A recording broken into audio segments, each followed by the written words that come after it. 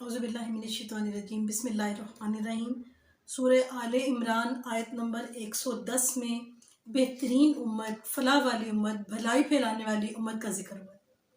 کسی شاعر نے کیا خوب کہا ہے، درد دل کے واسطے پیدا کیا انسان کو، ورنہ طاعت کے لیے کچھ کم نہ تھے قربیاں۔ اور شاعر نے بڑی زبردست ایک بات کہی کہ فرشتوں سے بڑھ کر ہے انسان ہونا، مگر اس میں لگتی ہے محنت زیادہ۔ جب اللہ تعالیٰ نے انسان کو پیدا کیا تو انسان کے سامنے یہ چیلنج تھا کہ وہ اچھائی اور برائی میں سے کون سا راستے پر چلتا ہے، کہ وہ رحمانی راستے پر چلتا ہے یا شیطانی راستے پر چلتا ہے۔ اور رحمانی راستے کی جو ہے دعوت کے لیے، رحمانی راستے کی وضاحت کے لیے اللہ تعالیٰ نے ہماری رہنمائی کے لیے ہر امت میں، ہر جگہ پر انبیاء بھیجے۔ قرآن پاک میں ہے کہ کوئی امت بھی ایسی نہیں جہاں کوئی ڈر سنانے والا نہ بھیجا گیا ہو۔ بعض اوقات ایسا ہوا کہ انبیاء ایک لمیٹڈ علاقے کے لیے تھے، کبھی کچھ بڑا علاقہ دیا گیا، لیکن آخری نبی کو پوری امت کے لیے، پوری انسانیت کے لیے بھیجا گیا۔ انبیاء نے ایک ہی وقت میں ایک دوسرے کے ساتھ تعاون کیا۔ حضرت ابراہیم علیہ السلام کے ساتھ اللہ تعالیٰ نے حضرت لوط علیہ السلام کو بھیجا،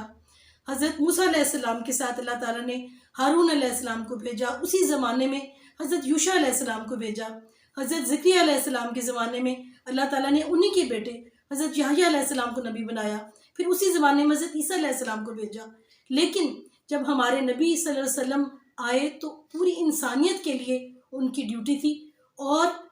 یہ دین ان پر مکمل کر دیا گیا، دین کو پھیلانے کی ڈیوٹی اس کے بعد نبی صلی اللہ علیہ وسلم کے امت کے لوگوں پر ہے۔ اور یہی وہ بات ہے جس کو سورہ آل عمران آیت نمبر 110 میں اللہ تعالیٰ ہم سے فرماتا ہے، تم بہترین امت ہو، یعنی تم خیرن امتن، یعنی بہترین امت ہو جو لوگوں کے لیے پیدا کی گئی ہے، کہ تم نیک باتوں کا حکم کرتے ہو اور بری باتوں سے روکتے ہو۔ یعنی اس امت کی ایک پہچان اور اس کی بہتر امت ہونے کی ایک بڑی وجہ بتائی گئی ہے، ایک ہی بڑی وجہ ہے کہ تم نیکی کا حکم دیتے ہو اور برائی سے روکتے ہو۔ ہم کوئی انسان ہو جس کو اللہ تعالیٰ نے ایمان کا شرف دیا ہو، یا پوری حکومت ہو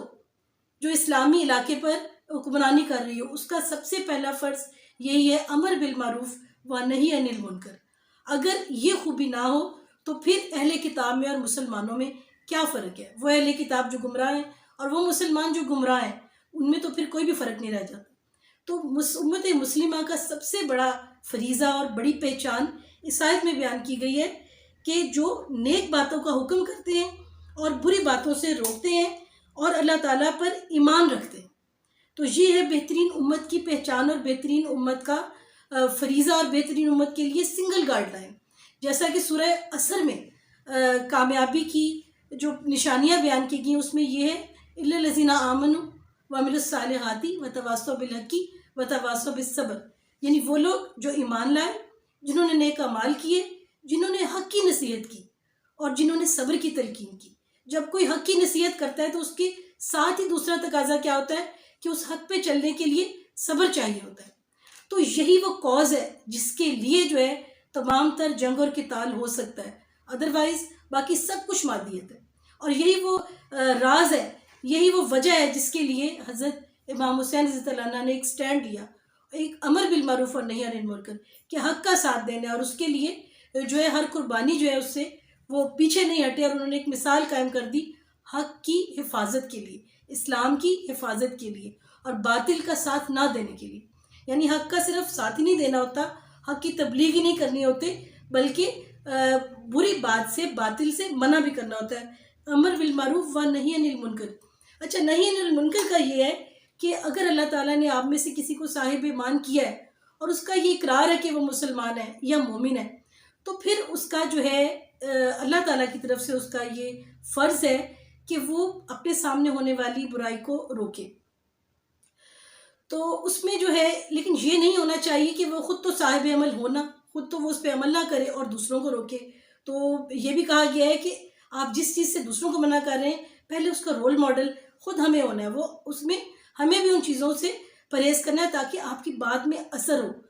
پھر قرآن ہمیں یہ تعلیم دیتا ہے کہ ہمارا کام دوسروں کو اچھی بات بتا دینا ہے، یعنی کسی برائی سے روکنا ہے تو ہمارا کام ان کو بتا دینا ہے، ان کو مجبور نہیں کرنا۔ لا اکراہ فی الدین، تو دین تو زور و زبردستی ہے ہی نہیں ہے۔ اور جو ہے نبی پاک صلی اللہ علیہ وسلم کو بھی اللہ تعالیٰ نے یہ کہا کہ آپ کا کام ان لوگوں کو اچھی بات بتانا ہے، کیونکہ یہ ٹینشن اور یہ اپنے آپ کو جو ہے نا تکلیف دینا کہ اب کوئی سیدھا ہو بھی جائے، سیدھے راستے پہ آ بھی جائے، تو یہ چیز تو بہت مشکل ہے، وہ جس کو اللہ توفیق دیتا ہے۔ تو ہمارا کام کم از کم یہ بتانا ہے کسی کو کہ کیا غلط ہے اور کیا صحیح ہے، اور یہ تو اخلاقی تقاضا بھی ہے۔ بہت سارے لوگوں کو یہ پتہ ہی نہیں ہوتا، یہ گائیڈ لائن ہی نہیں ہوتی کہ اچھی چیز میں فائدہ کیا ہے اور برے راستے میں نقصان کیا ہے، اور بہت سارے لوگ منتظر ہوتے ہیں کہ کوئی ان کو مخلص بن کر، اپنا بن کر سمجھائے۔ تو یہ معاملات کئی بہت ہی ایزی ہوتے ہیں لائف میں۔ آپ کے سامنے اسٹوڈنٹس ہیں، چھوٹے بہن بھائی ہیں، آنے والی نیو جنریشن ہے، یا ایسے اولڈ لوگ ہیں جو آپ سے بڑی ایج کے بھی ہیں یا آپ کی ایج کی بھی، انہیں چھوٹی چھوٹی باتوں میں رائٹ وے نہیں پتا، یا کوئی مس انڈرسٹینڈنگ ہو گئی ہے، تو ان کو سیدھے راستے پر لانا، انہیں بتانا۔ تو آپ نے ان کو ان کی عزت کا خیال رکھتے ہوئے آپ نے پولائٹلی، پیار سے ایسے بتانا ہے کہ ان کو آپ کے خلوص کا یقین ہو اور ان کی عزت نفس مجروح نہ ہو۔ ان کو علیحدگی میں بتائیں جو بات علیحدگی میں ہی ہونے والی ہے، تو ان کو آپ ایک اچھا راستہ اور اس کا فائدہ بتائیں۔ اللہ تعالیٰ نے قرآن پاک میں کہا ہے کہ لوگوں کو بڑی حکمت اور دانائی کے ساتھ کنونس کرو، یعنی کہ آپ کا اسٹریٹجی اس میں ایک ہونی چاہیے کہ آپ کی کون سے دلائل ہیں جس سے کو کنونس ہو سکتا ہے۔ اور اگر کوئی اس طرح سے آپ لوگوں کو ان کے نقصان سے، ان کی برائی سے سیدھے راستے کی طرف لاتے ہیں، تو آپ دیکھیے اس سے بڑھ کر خلوص کیا ہو سکتا ہے، اس سے بڑھ کر جو ہے مہربانی اور کیا ہو سکتی ہے کہ آپ کسی کو اس کے نقصان سے بچاتے ہیں اور اس کے فائدے والے راستے پر لے کر جاتے ہیں۔ اور ساری کی ساری جو انسانیت ہے وہ نبی پاک صلی اللہ علیہ وسلم کی امت ہے۔ اس میں دو طرح کے لوگ آتے ہیں،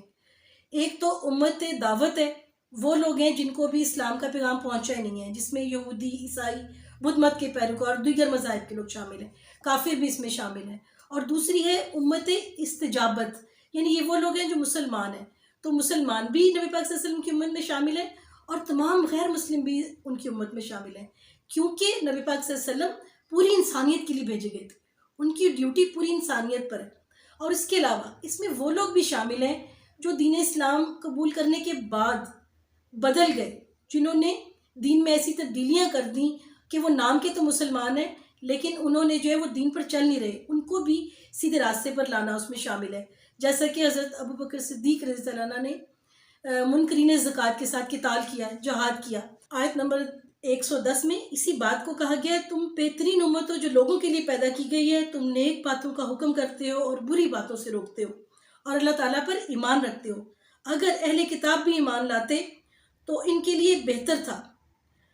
ان میں ایمان والے بھی ہیں لیکن اکثر تو فاسق ہیں۔ دیکھیں یہاں اہل کتاب کے بھی دو گروہ بیان کیے گئے ہیں